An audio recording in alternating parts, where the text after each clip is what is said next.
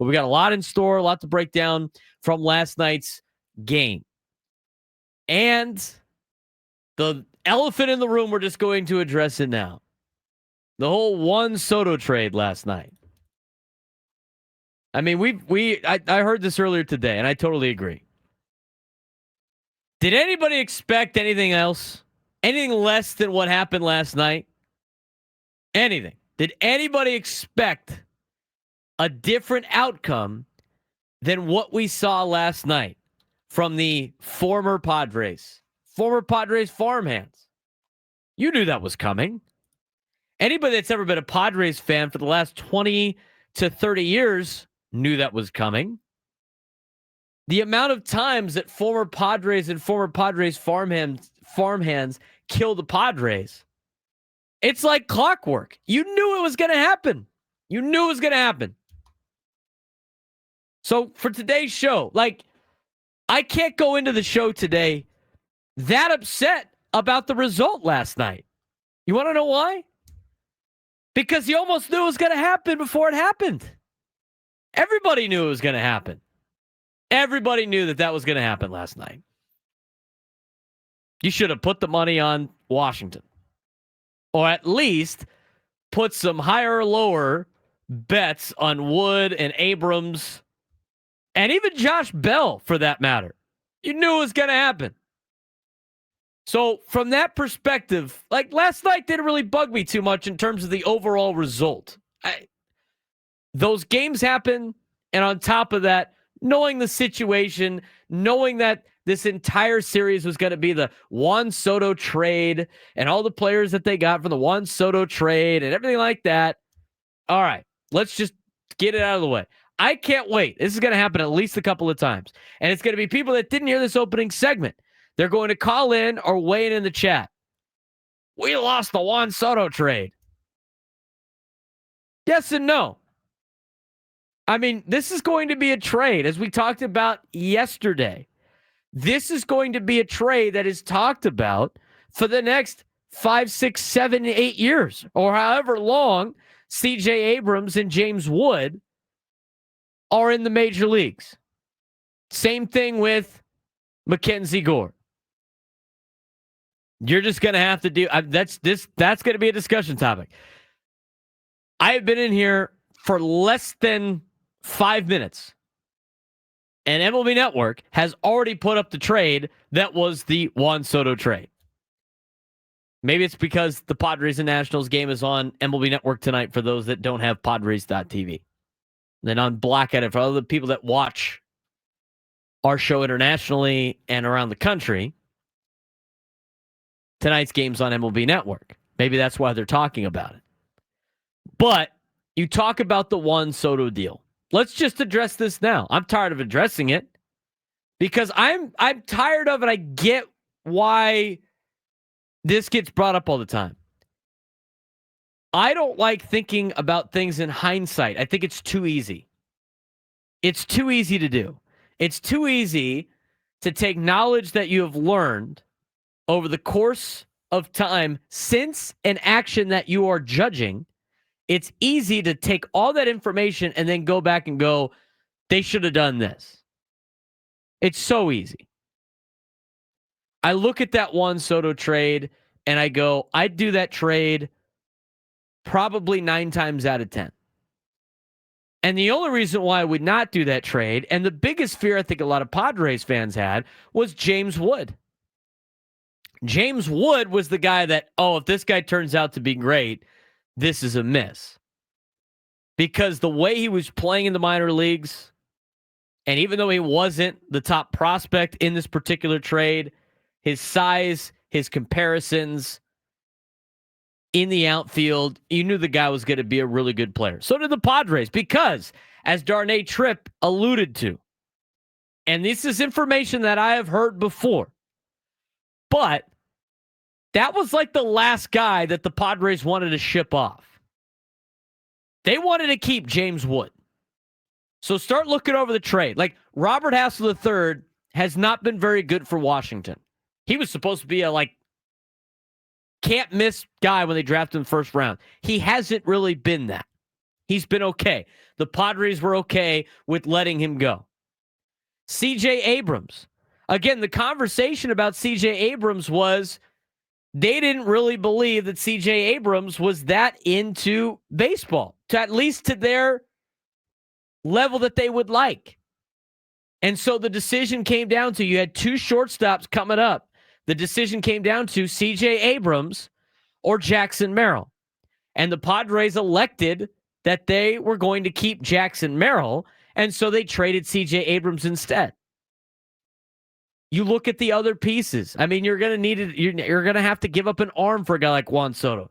Mackenzie Gore, does anybody remember Mackenzie Gore from 2020 through or whenever he got drafted? I mean, I'm pretty sure like after 2020, because he was starting to get reps with the major leagues in those COVID camps and spring training, he had the yips at one point. I mean, they had to try to figure him out.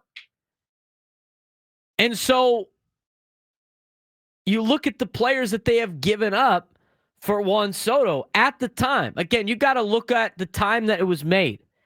Are you saying that you would have rather not traded for Soto and just rolled with what you had in 2022? Is that what you would want for the betterment of maybe this year, which was not guaranteed, by the way? The problem with keeping some of your prospects is you could potentially be Baltimore. Look at Baltimore. The Baltimore Orioles have elected to keep as many of their guys as humanly possible. They don't want to trade any of their valuable assets. They've loaded up. But the problem is they're stockpiled. They have nowhere to go. And on top of that, they neglected to acquire pitching, and they're getting killed by it. And guess what? They still suck. So Baltimore, who was good at the time last year and the year before that, decided not to make a major trade because they wanted to be good in the future, and they kept their guys, and guess what? They suck now. So again, when you look at these trades, you can't look at it in hindsight, because when you look at things in hindsight, all it's going to do is really piss you off. There's really no great evaluation. That's why every time I go, I need a decision right now in the moment of what you would do, so you can record it down, and then later on we can address, well, you didn't really want this guy at this particular time, or you did. I mean, remember, we cut Xander Bogaerts before he went 11 for 19 because that's what people wanted to do. It goes back to the overreacting with every single game. But I look back at the Juan Soto trade from a Padres perspective. Fernando Tatis Jr. was supposed to be back right after that. Fernando Tatis Jr. is supposed to be back right after that. He gets hit with a PED suspension. If they didn't acquire Soto, the Padres wouldn't have made it to the NLCS. It doesn't work, and it's a brutal trade because you didn't win the World Series. But you had to take the chance. Would you rather have the Padres take the chance to go get a big bat or just continually play for the future? Those are the decisions. Again, even though C.J. Abrams is a two-time All-Star. By the way, Washington needs an All-Star every year. They need to have a token All-Star.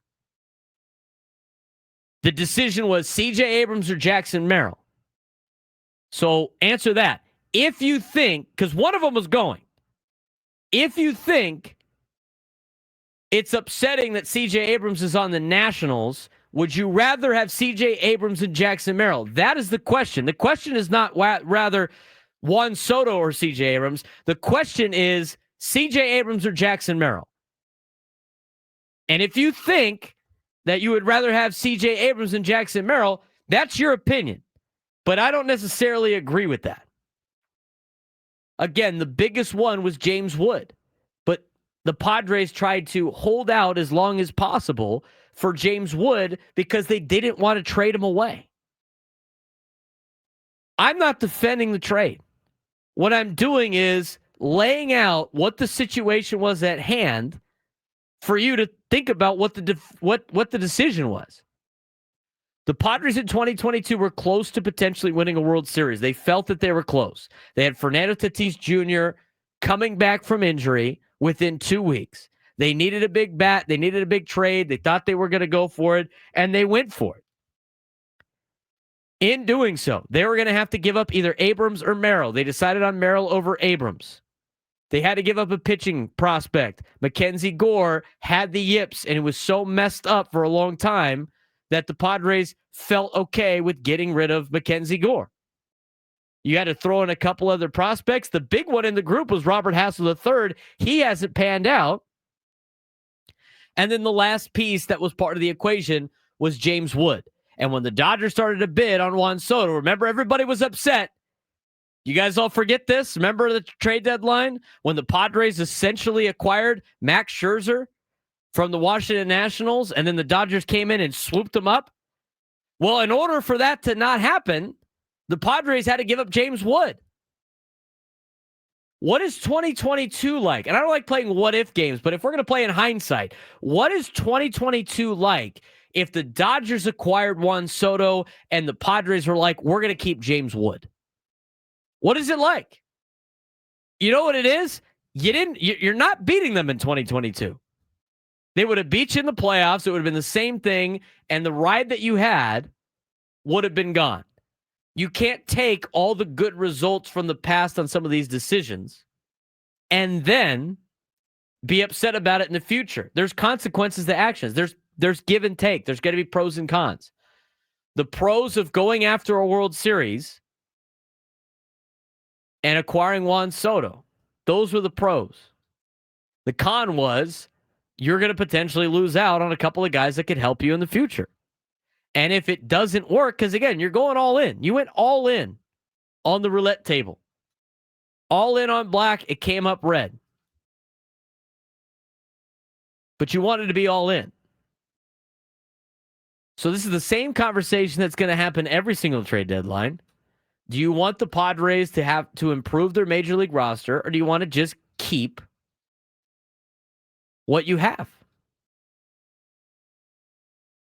Sometimes it works out and sometimes it doesn't. And so for people that want to talk about hindsight with the trade, it is what it is. I would rather have the Padres go get Juan Soto than think about, well, maybe in the future I'm going to have these guys when you don't know what your team's going to look like in the future. And my best example of that, again, is the Baltimore Orioles. They didn't go after it last year or the year before. They were protecting their prospects that they wanted to keep for the future.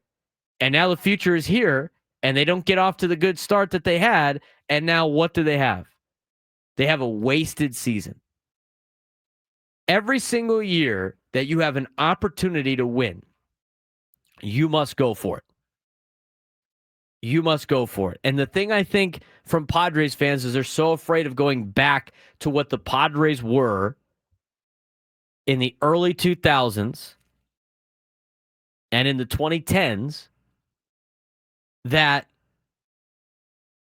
of being just inconsistent or being just super bad every once in a while, that they're afraid about some of the future in the Padres organization.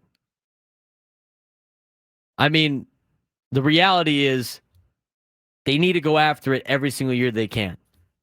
I would rather have a team and an organization not be afraid. Scared money don't make no money. There's a lot of positives for that Soto deal, too. It led you to King. It led you to Kyle Higashioka. You got Johnny Brito. You got Randy Vasquez has been great. I mean, it's not like Soto just walked at the end of it. The Padres got prospects back, and they got players back. Washington is 33-46. And even though they beat you last night, and they might be set up for the future, you can't evaluate it until all those players have been done. If Washington wins multiple World Series or gets the World Series and wins, then you could say the Padres lost the trade. But the reality is, you go for it, and you try to get your best opportunity there to win a World Series, and sometimes you come up short. And the Padres came up short in the NLCS. But I'll tell you right now, you want to wipe that year away? Go ahead, Padres fans, but I'm pretty sure everybody enjoyed that run that the Padres had.